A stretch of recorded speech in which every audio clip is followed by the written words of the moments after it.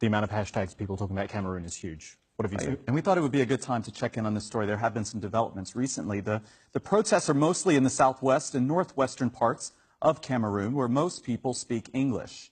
Now, the people there say they face discrimination from the French-speaking parts of the country to the extent that they struggle to find jobs, get legal justice, or even attend proper schools. Now, this marginalization goes back years, and as we mentioned, there have been regular protests for months now, but we're starting to see these demonstrations change from calls for reform to calls for independence. This is supposed to be the flag for the new country they want. They call it Ambazonia.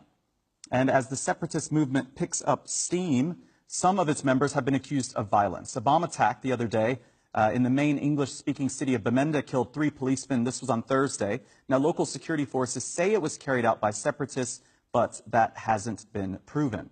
That the protests have also gone international in a sense. Cameroonians gathered outside President Paul Biya's hotel in New York last week. He was there for the UN General Assembly. Protesters chanted that they want freedom. Now, the government says the accusations of marginalization are uncalled for. And despite months of protests, there haven't been any talks on the issue. Akari Mune from the International Anti-Corruption Conference Council says he thinks that he says what it would take to resolve the conflict.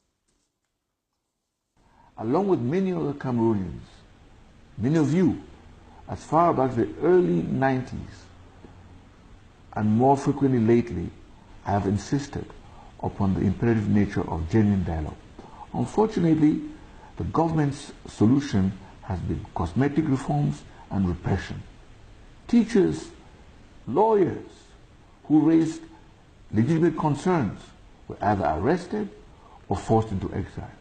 Doctors, important people in our society who asked for genuine dialogue, were met with punitive transfers and humiliation. It is regrettable that the government hasn't learned from the past. Now, there have been some concessions from the government. Last month, President Biya eased up on prosecuting some activists who had been arrested, but there's still a strong military presence in troubled areas and thousands of protesters on the streets.